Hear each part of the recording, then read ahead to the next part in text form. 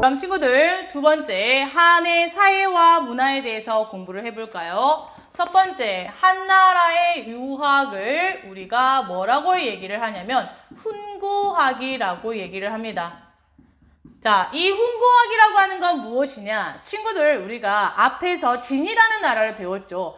진나라의 진시황제 같은 경우에는 엄격한 법과 사상을 채택하면서 이거에 대해서 비판을 했던 많은 유학자들을 산채로 땅에 묻어버렸고 유학과 관련된, 유교와 관련된 경전을 모두 불태워버렸죠. 이 사건을 우리는 분서갱유라고 했습니다. 자, 그렇게 되다 보니까 이제 어떤 문제가 생겼느냐? 한무제 같은 경우는 유교를 국가의 통치 이념으로 받아들였죠. 그럼 어떻게 해야 됩니까? 모든 백성들에게 유교라는 건 이런 것이다 라고 가르쳐야 되잖아요.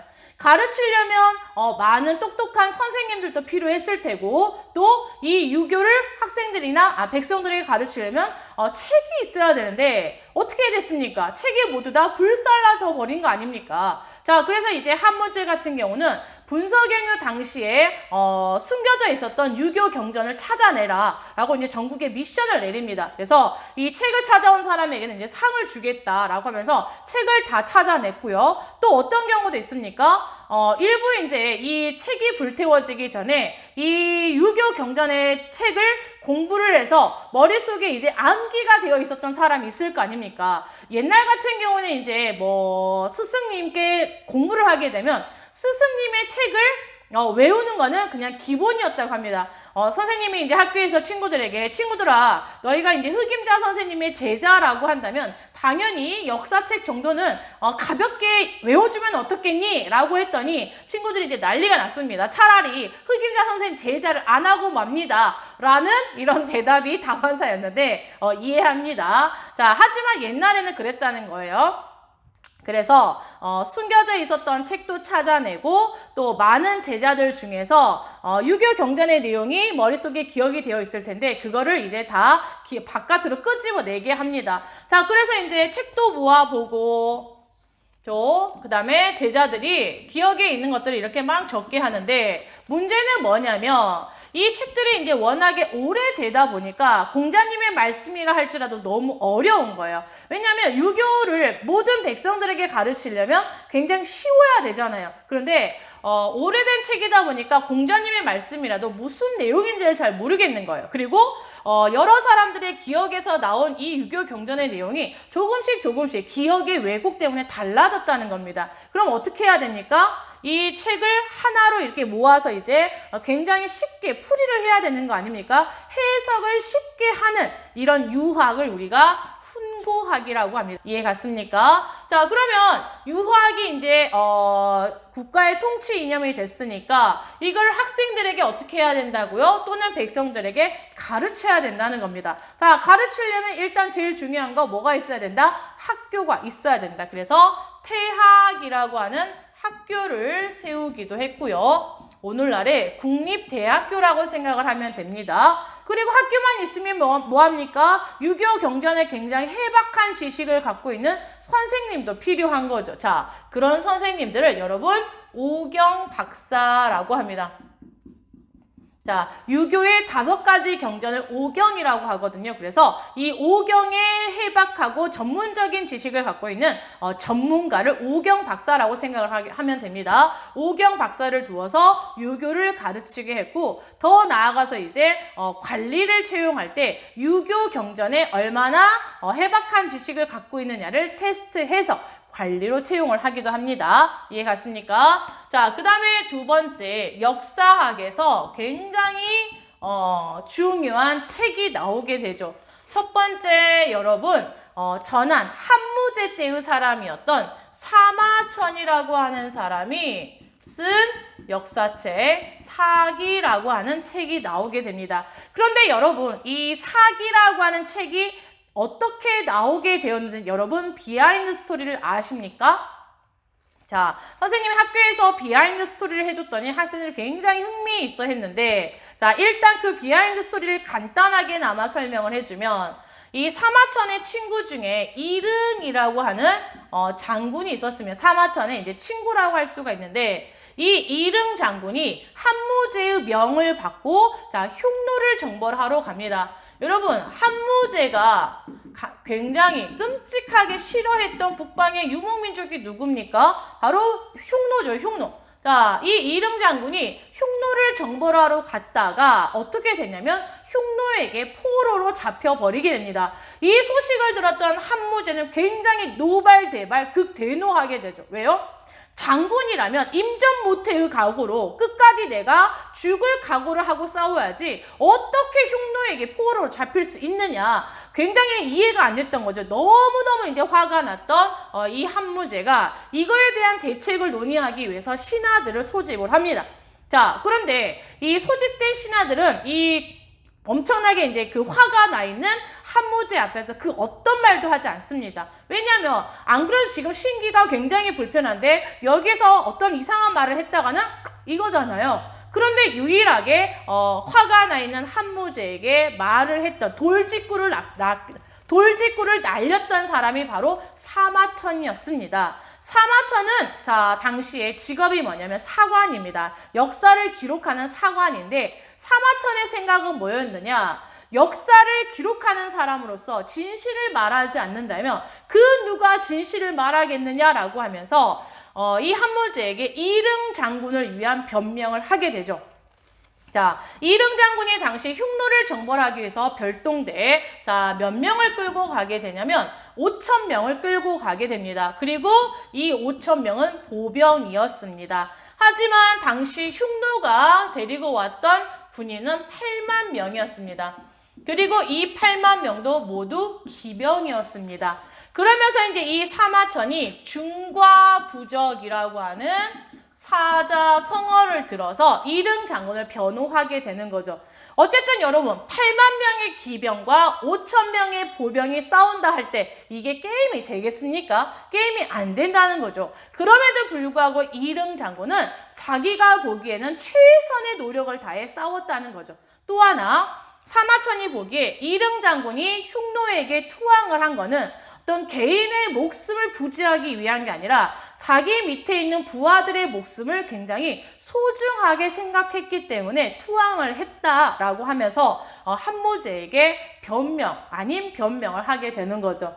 자, 이 이야기를 들었던 한무제는 어떻게 했을까요? 사마천에게 사형을 선고하게 됩니다. 자, 그러면 이제 사마천에게 사형이 내려지게 되는데 이때 사형을 면제받을 수 있는 방법이 두 가지가 있었다고 합니다. 한나라에는 첫 번째는 돈을 내거나 돈 50만 전을 내서 사형을 면제받거나 또는 두 번째는 궁형을 당하는 거라고 합니다. 궁형.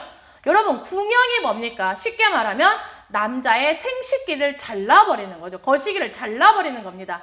자, 그러면 이 두 가지 방법 중에 사마천 같은 경우에는 어떤 방법을 택했느냐? 바로 궁형이라는 방법을 택하게 됩니다. 아니 선생님 자결을 해버리면 되지 않습니까? 라고 하는 친구도 있는데 물론 자결이라는 방법도 있었겠지만 사마천은 돈도 없었고 자결도 택하지 않고 어떤 방법을 택했다? 궁형이라는 방법을 택했던 겁니다. 자, 왜 궁형을 택했다? 사마천의 아버지가 역시 사관이었는데 죽기 전에 아들이었던 사마천에게 유언을 한 가지 하죠. 바로 역사를 기록하는 집안으로서 이 역사책을 마무리를 하라라는 유언을 남기게 됩니다. 근데 이제 사마천이 이 역사책을 기록을 하고 있는 중이었기 때문에 마무리가 안 된 상태였습니다. 그래서 아버지의 유언을 끝까지 완수하기 위해서 결국에 정말로 치욕스럽지만 이 궁형이라는 방법을 택할 수밖에 없었던 겁니다. 선생님이 이제 학교에서 친구들아 너희 같으면 어떻게 하겠니? 자결을 하겠니? 궁형을 택하겠니? 라고 했을 때 물론 일부의 친구들은 궁형을 저런 치욕을 당하고서 어떻게 삽니까? 남자로서 궁형을 택하기 아니 자결을 택하겠습니다 라고 하는데 또 어떤 일부의 친구들은 선생님 저에게는 아직 해야 할 일이 많습니다. 차라리 치욕스럽긴 하지만 궁형을 택하겠습니다 라고 하는 친구도 있었습니다. 과연 여러분이라면 이런 상황이 닥쳐온다면 어떤 선택을 할지 한번 생각해 보시기 바랍니다. 어쨌든 이 궁형의 치욕을 당하면서까지 결국에는 사마천이 완성했던 정말 대단한 역사책이 사기라고 하는 역사책이라고 합니다. 정말 이렇게 비하하는 스토리를 듣고 보니까 사기라는 역사책이 훨씬 더 친근하게 다가오고 더 공부해보고 싶지 않습니까? 선생님만 그렇습니까? 자, 그 다음 두 번째, 여러분 후한 때 사람이었던 반고라는 사람이 썼던 한서라고 하는 역사책이 있었다는 것도 그냥 알아두시면 될 것 같습니다. 자, 그 다음에 이제 세 번째, 여러분 중요한 내용인데요. 자, 이 한나라 때의 지배층을 우리가 뭐라고 부르냐면 호족이라고 부릅니다. 혹시 이 호족이라고 하는 거에 대해서는 우리가 한국사를 공부할 때도 나오는데 신라 하대에 지방에서 많은 토지를 갖고 있고 군사력을 갖고 있었던 독자적인 세력을 성주 또는 호족이라고 부른다라는 거 혹시 들어봤을까요? 그래서 대표적인 호족하면 우리가 왕건이라든지 견훤이라든지 궁예 같은 세력을 들 수가 있는데 한나라 때도 마찬가지였습니다. 이 호족 같은 경우에는 춘추 전국시대에 철제 농기구가 보급이 되면서 농업 생산량이 굉장히 많이 늘어났죠. 자, 그러면서 이제 많은 일부의 사람들은 땅을 굉장히 많이 사들이기 시작합니다. 왜냐하면 땅이 곧 결국에는 최고의 재산인 거죠. 그래서 엄청나게 많은 대토지를 소유하면서 지방에서 세력을 형성하게 되는데 우리는 그들을 뭐라고 부르냐면 호족이라고 부릅니다. 자, 한나라 때 지방에 큰 대토지를 소유하고 있으면서 자, 대토지를 소유하면서 세력을 형성했던 한나라의 지배층을 뭐라고 부른다? 호족이라고 부릅니다. 자, 그러면 이 호족들 같은 경우에는 일부 호족들 같은 경우에는 중앙의 관리로 진출을 하기도 하는데요. 이 호족이 중앙의 관리로 진출했던 방법 중에 하나가 뭐냐면 향거리선제라고 하는 추천제였습니다. 향거리선제라고 하는 관리 선발 제도인데요. 자, 관리 선발 제도.